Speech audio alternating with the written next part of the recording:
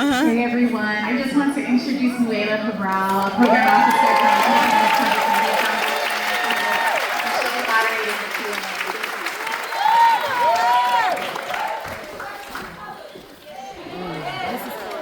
Q&A. Oh, thank you.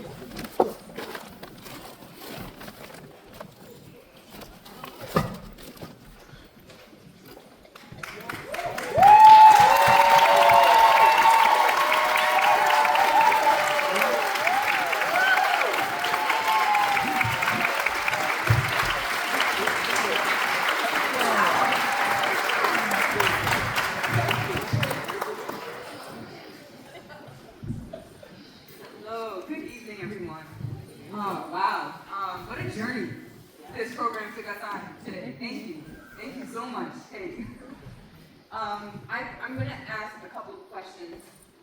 Your films are different in a lot of ways, although there are some overlapping themes. And then I'm going to open up to the audience. Hi, there's a lot of you here. Thank you for coming and support Philadelphia.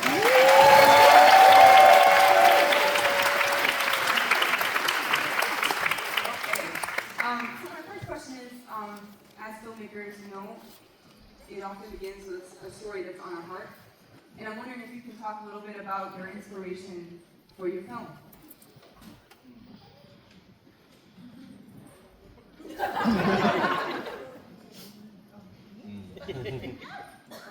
Hello everyone. My name is Kristal Sotomayora. My pronouns are they, them. I'm the director and producer of COSAS, the Mermaid film. Thank you all for being here. I know that there's a lot of cast and crew, so if you could please wave so we can cheer you on.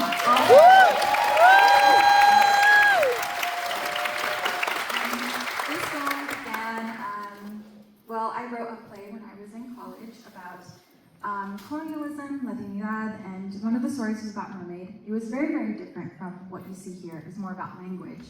But then I kind of adapted it to be about identity. I'm non-binary, and so being able to tell like trans stories was so important to me.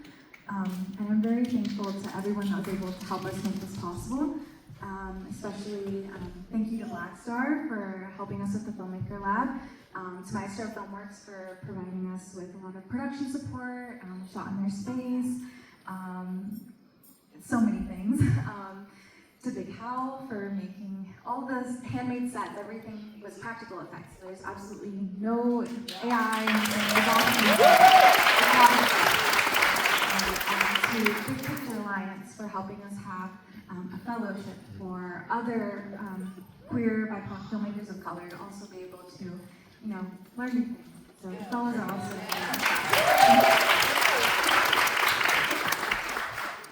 Yeah, hey guys.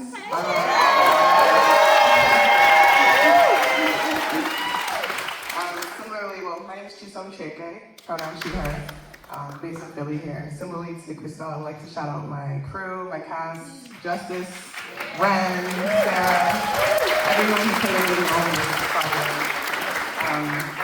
So this story was actually a concept that my mom had years ago. She's the storyteller, like a griot in my family. She wanted to explore Pan-African love because my family right here is just a melting pot of multicultural. And I loved it. I thought she was a little wild, but she wrote me a whole treatment. It's like, you should get this to Tyler Perry. I was like, girl. But it kind of like inspired me to, I used to create films as a kid. I was very creative and storyteller, but I ended up studying engineering. But when she sent me this treatment, it kind of inspired me to get back into writing. And it led me into learning how to write a script. So this is like a process. It didn't turn into anything just yet. I started writing other films and making, you know, friends and community all over who are in the film space and just growing in work and confidence in this arena. So it started with my mom, and I was able to take it and make it something of my own and explore some really interesting topics like classism and colorism across the Black diaspora. So yeah, really excited to share it here with you all. It's just a short film, but hopefully more to come.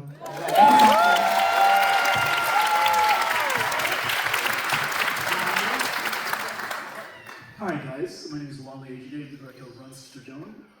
This is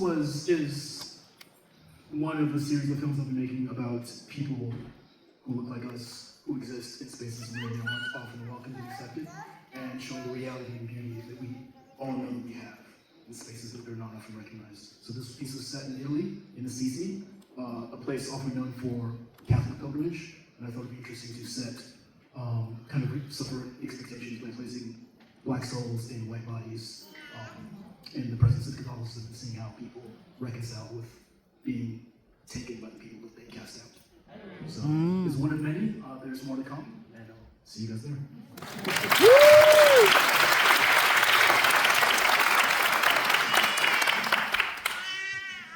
Wow, lots of people showed up. Thank you so much. Before I answer the question, just real quick, the BlackStar Lab experience has been incredible, and we're so grateful. Heidi, Sydney, the whole BlackStar staff have been absolutely incredible in guiding these stories from simple ideas to complex narratives, and so immensely grateful for that.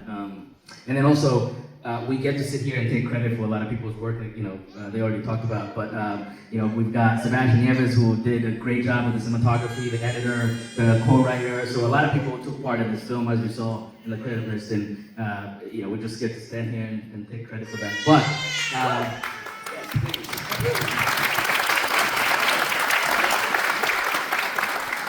But inspiration, I would say ADAMSTOWN, the first film that you saw, is more a collection of inspiration than it is one singular inspiration. And honestly, I realized how much inspiration, you can't fit everything you want into a short film. So distilling that down. But Nano, Oyéjidé is a statement that my mom told me when I was growing up, which means eat little and sleep early. It's a cautionary tale of not trying to do too much and getting yourself in trouble. Which is a direct contrast to my dad's theory on life, which is whether you're a dog, you'll be killed for it, or whether you're a man, you'll be killed for it. So you have to choose what to die for. So it's kind of a contrast of living. And here are these two characters that are in conversation about that. Music is a big part of everything. Yeah, that's just. Sorry, there's just one other person I forgot to shout out, Yasmin. The best. So Andrew, you touched on your experience a little bit in the Philadelphia Filmmaker Lab here at BlackStar. I'm wondering if the three of you have anything else to add about how being part of this program has shaped you as a filmmaker, how it shaped your projects. I know for you, Kristal, this was your first narrative film. I'm just curious to hear if you could share with us a little bit more about the process and what you took away from it. So I've been coming to BlackStar, I measured when my beautiful daughter here, who's 12, probably since before she existed. And I remember coming to BlackStar as a friend of many people in here, as I was once and I am a fashion designer, and just as a fan. And by virtue of attending this, and by virtue of proximity, and seeing stories like these made by people like you and us, it occurred to me like, oh, maybe that could be me. Maybe there's a way in which I could do that. And so I think it's really interesting, the journeys I've been on, the journeys you see with my films and these films across the world, the people that we work with, migrants and refugees across the world. In interesting ways, directly tie back to people like Miori, like Nihad, like Heidi, because of the work that they do. It sprinkles out far beyond Philadelphia. And so you might ask, why is my film set in Italy? This is a Philadelphia film. Our stories go everywhere, we are everywhere. And we should remember that this small city has mighty, mighty wings.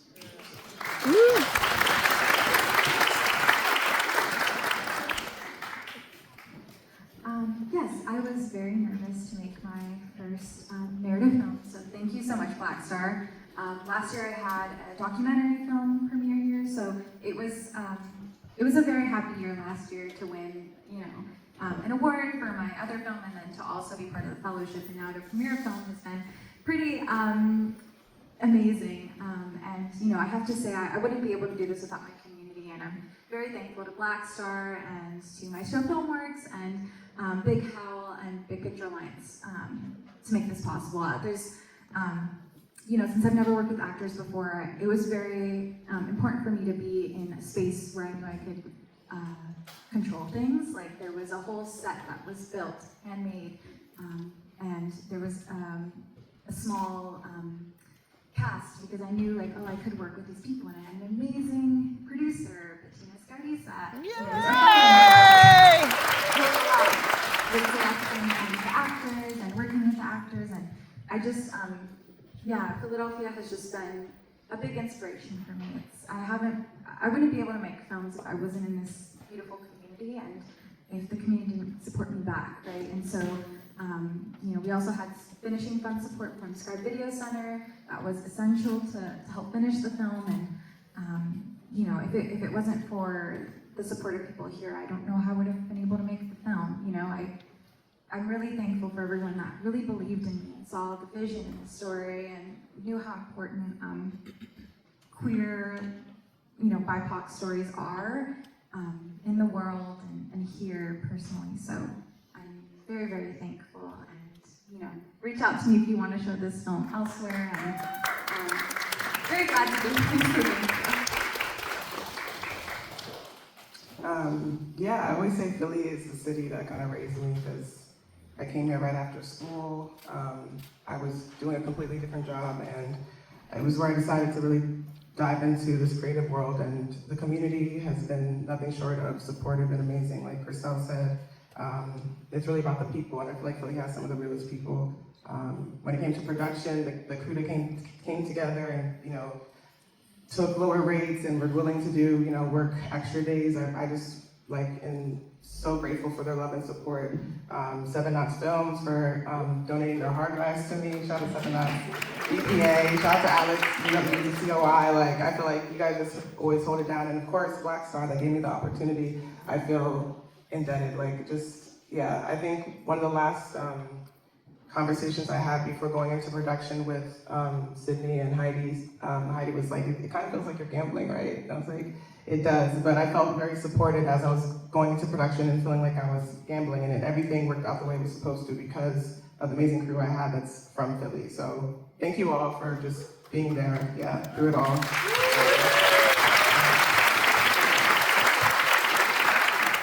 Do you want to add anything else about your experience in the Filmmaker Lab? I got to reflect on this just a little bit, but the real difference sometimes between a film that has a little bit of depth and it has more depth is the time you get to spend with the material. So the difference between draft 1 and draft 8. And you know, prior to this process, any sort of creative narrative work that I've done was kind of self-funded, I guess you could say, and so never really, you know, taking the time to explore that. So really the luxury of exploring these narratives with a cohort of incredible filmmakers, and that was a highlight of the lab as well.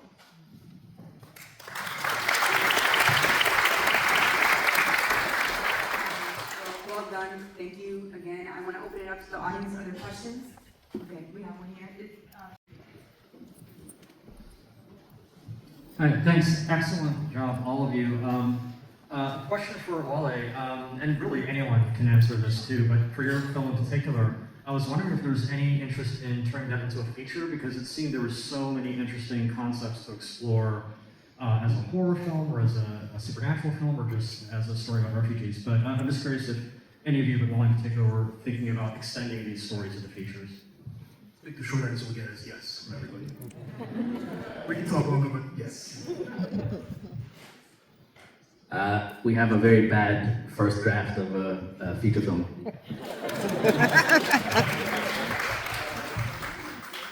Hi, all of you guys did amazing. All the films are beautiful.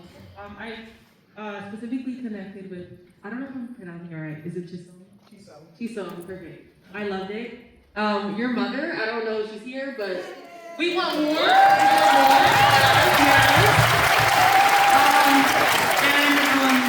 I don't know if like you need more like motivation, inspiration, but we need more of this. So please get into more surgery, like, because this was amazing. Every little, like, there were little innuendos, because I'm from West Africa too. I'm from Guinea, but I feel like there's a sense of like connection. So all the jokes with the father, both sides, growing up as a first gen here, like, it was also relatable. I feel like there's so much more that can go into this, and I really hope that there's more, and yeah, we want to see more. I just want to thank you so much.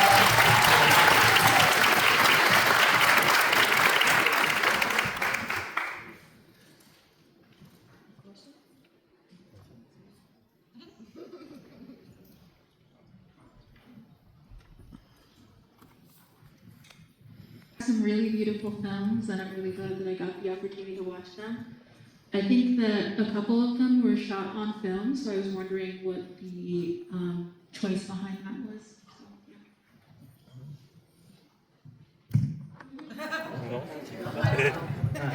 We wish they were shot. Yeah. Colors did a good job.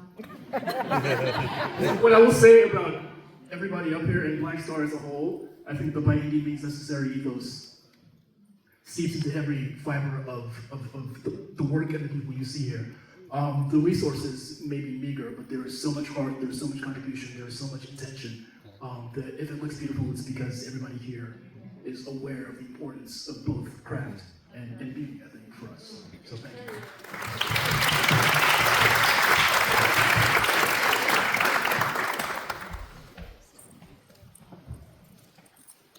Beautiful work, all of you. Thank you so much for bringing your visions to life. It was so fulfilling and very inspiring to see all your imagination through the life of the big screen. So thank you all so much. This is a question for Kristal.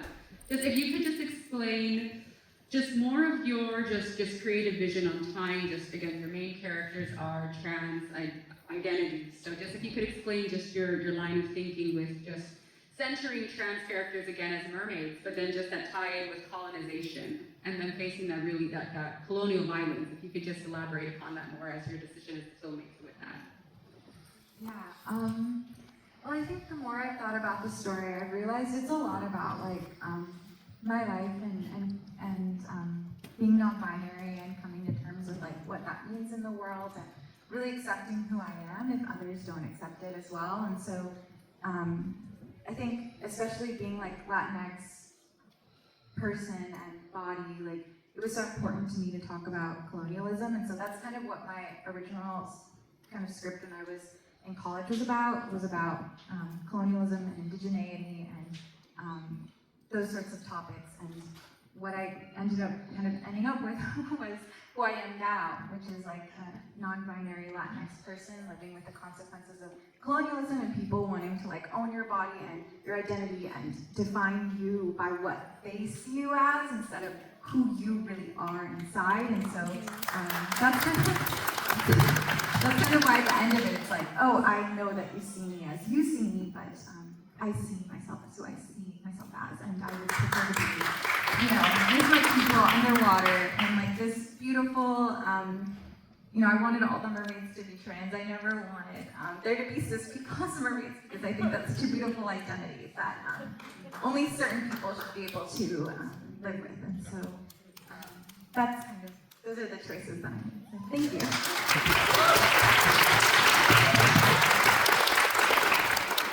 Hi, thank you all so much for sharing your stories. It was really beautiful the ways you all navigated the complexities of the identities that we hold each other. I was curious to know how you all navigated the relationship. She had a question. How you all navigated the relationship, the heaviness and complexity of sharing the stories that you captured in your films while also holding your personal narratives and experiences with these intimate stories that you shared. What was that like for you all in the storytelling process? Navigating yourself and the stories that you were sharing back. Well, thank you, Kristal, my cousin. Love you. It's called Seven. Yeah, Kristal. Creating a movie, people say it's a miracle to create a movie. It's very challenging, and I think one that's like, it mirrors a lot of my lived experience. So yeah, I felt like I was processing a lot about relationship and my identity and just family while I was doing it, which was really interesting. My boyfriend, he's very similar to the character Trey, which is very funny, and I'm very similar to the character Ada. So he was like so instrumental in my process as a whole, and he like supported me throughout the whole way. But it was really interesting thinking about the characters and then also like working through the work that is relationship while doing it. Because I think a lot of this is about relationship as well. And relationships being like mirrors or reflections of who you are and who you are and what you believe and what you do in this world. So I think I just had multiple mirrors up to me while I was working and trying to understand who I am as an artist, as a girlfriend, as a sister, as a daughter, and trying to keep my head straight as I was doing it all. So ultimately, it just provided another mirror for me to grow and learn, and just, yeah, portal into a new chapter of life, I think, where I have this piece of work done that I can talk about and do something with. So yeah.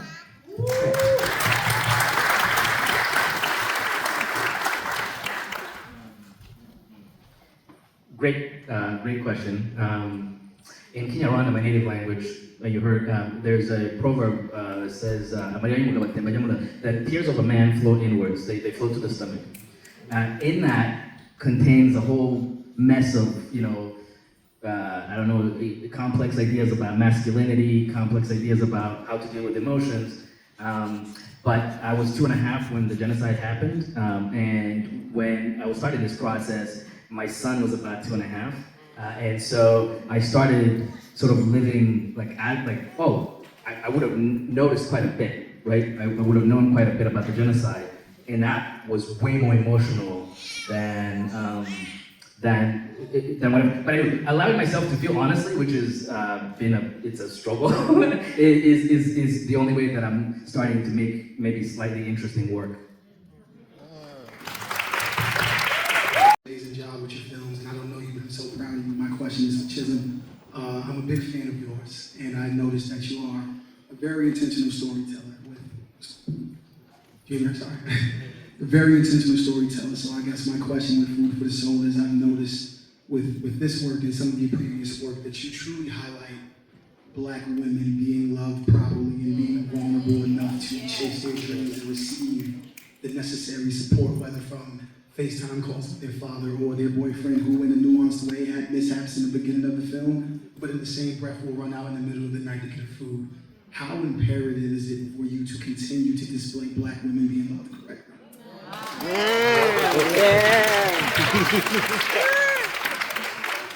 Thank you, Spence. That's a good question. Yeah, I mean, I'm a Black woman. I'm a dark-skinned Black woman. I grew up not seeing myself represented on TV as much. So, yeah, in this art space, I'm always going to tell stories about Black women. I really want to highlight our experience. I think we deserve that. We do so much in this world for so many people, and I think when Black women are protected and cared for, everyone is protected and cared for. All right, yeah.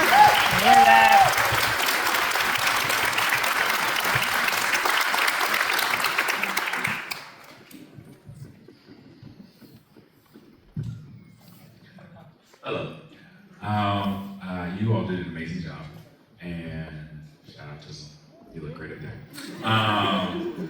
But I think from my experiences, just working in different films and different, I guess, positions or what have you, and hearing, your experience, Chisom, and I'm sorry, I forget your name, sorry, Walé. To hear two things that I guess for me stand out when working in film, and it's always the team and the energy on set and things like that. But then also to see on different films people working in different positions. So I don't know how I'm connecting these, but I guess how important is it, and how do you pick that team?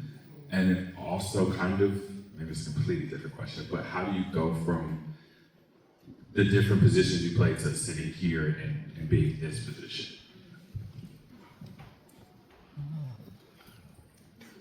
So, I think the back end of the question is a thing that it might be nice for me to hear sooner, and it might be helpful for somebody else. Beyonce is not calling you tomorrow. So, if there's a dream, you're gonna have to do it tomorrow or the day after, but you're gonna have to start. And what's interesting is Beyonce might call you when you've done your thing. Everybody loves a moving train. Nobody wants to start a train moving.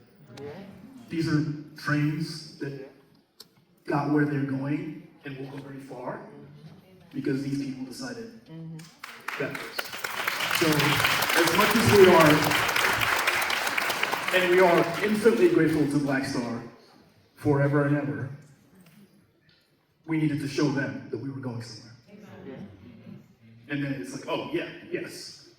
So that is for whoever's, and that's everybody, and that's for us, and it's for me. Just make the thing. However, with whoever you trust, make sure you trust them, convince them, which means convincing yourself first, and then make the thing. I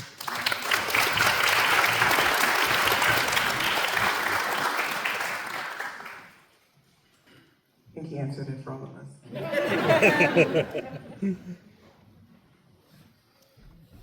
I have a question.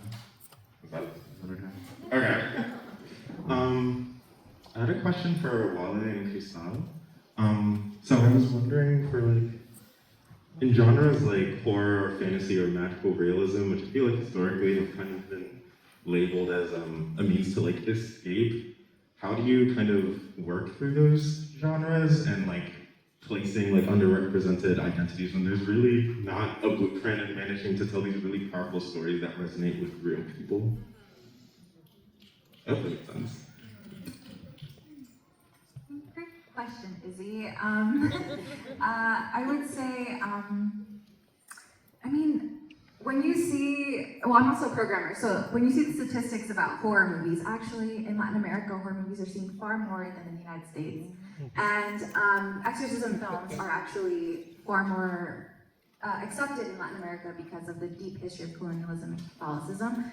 So I feel like these stories are inherently ours to tell, and every 1 in 3 movie tickets is bought by a Latinx audience member. So I feel like there's absolutely space for us if only capitalism would allow, right? So I think, you know, we are here and we will keep telling our stories regardless of whether larger systems will allow us to. And so I would, you know, love to see your films moving forward, of which they have a film coming up soon. So hopefully it will be in the next BlackStar. So thank you. And I would say that there are also a lot of people here that we should look up to, such as Louis Messiah, and Nikki Harmon, and Nadine Patterson, people that have been here before us, who've been doing all of this work that we should continue to support, of course. Woo! Yes.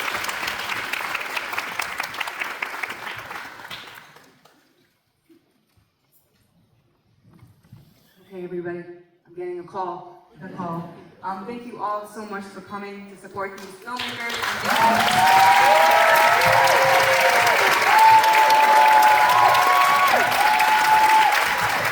Of the 14th BlackStar Film Festival. So I wanted to thank you all for being here. We got a couple more films tonight that you should definitely stay for.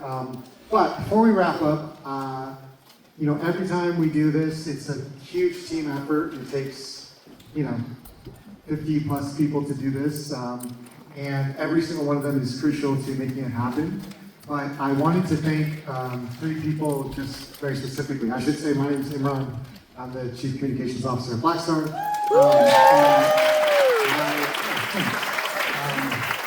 But yeah, I wanted to thank just 3 people really quick before we go into our last screening of the night. So first, none of this happens without our visionary leader, who has been doing this for a while, but I've heard so many people this week say that the curation this year was especially brilliant, and I feel that way. And yeah, all of that is led and organized by our festival director, Nihad. And yeah, we got some flowers, the really good flowers.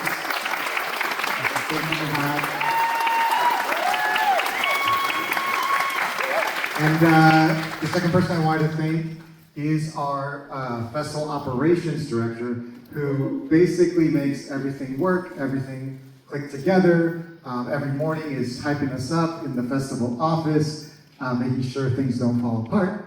And that is Amber, who's right there. Thank you, Amber.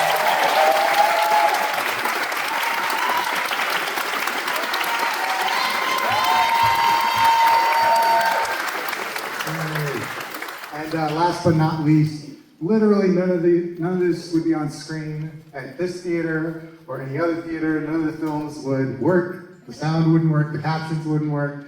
The audio description wouldn't work if it wasn't for our technical producer, Lendell Tellington, who's been here. Thank you, Lendell, for making us all look good.